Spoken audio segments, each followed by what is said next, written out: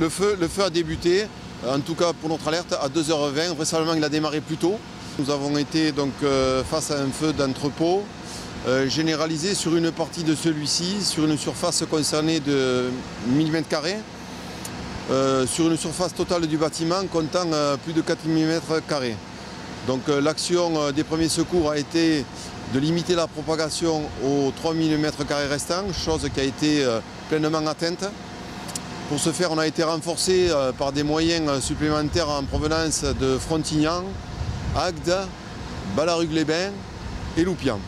Donc le total en personnel fut au plus fort de l'événement de 34 sapeurs-pompiers, avec 2 engins incendie, 2 échelles aériennes et un soutien logistique et sanitaire pour l'ensemble des personnels mobilisés. Il vous a fallu combien de temps pour circonscrire l'incendie? Il nous a fallu 2 heures pour circonscrire le sinistre et en venir même mettre au bout de ces 2 heures-là. Quels sont les objets, quels sont les biens qui ont été détruits par le feu? Alors difficile de vous en donner une liste au moment où je vous parle, puisque à notre arrivée, cette partie était totalement embrasée et la toiture s'était effondrée. Ce qu'on peut avancer, c'est qu'il y avait bon nombre de matériaux divers stockés à l'intérieur. Quant aux autres parties protégées, ce sont des espaces vides et pour certains, ce sont des anciens chais, vidés aujourd'hui de toute activité économique. C'était un bâtiment en cours de rénovation avec une toiture totalement neuve et pour le reste des bâtiments, espace libre.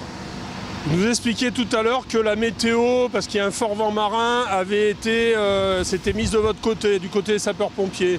Effectivement, elle a joué 2 rôles, un rôle favorable pour nous. Vous venez de le rappeler, le vent venant du sud, on avait la cellule nord du bâtiment qui était concernée. Donc ça nous a évité une propagation trop rapide vers les cellules situées au sud de celles sinistrées. A l'inverse, elle a été favorable aussi pour parfaire l'extinction, puisque malheureusement nous avons essuyé de gros orages.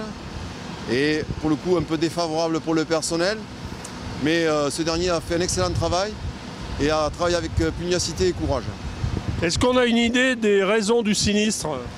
Aucune en la matière. On a eu un premier agent qui est venu de la recherche des causes des incendies, mais au plus fort de l'incendie, pour lui c'était difficile de travailler. Un travail de détermination sera engagé aujourd'hui dès que le jour sera présent. Sans faire aucun parallèle, tout à l'heure j'ai cru comprendre qu'il y avait également des squatteurs sur place. Est-ce qu'à un moment ils ont été en danger? Non, nullement, à aucun moment.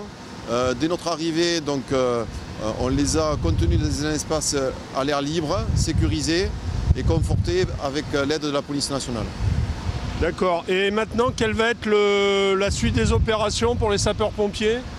C'est de parfaire l'extinction, notamment sur toutes les parties incandescentes au sol qui représentent un certain volume, et puis de traiter surtout la façade, la toiture préservée, où là nous avons identifié des points chauds.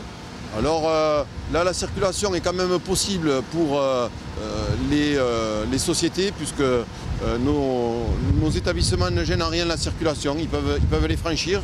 Nous avons mis des moyens adaptés pour cela. Donc l'activité économique va pouvoir reprendre sa vie sur les autres établissements en périphérie.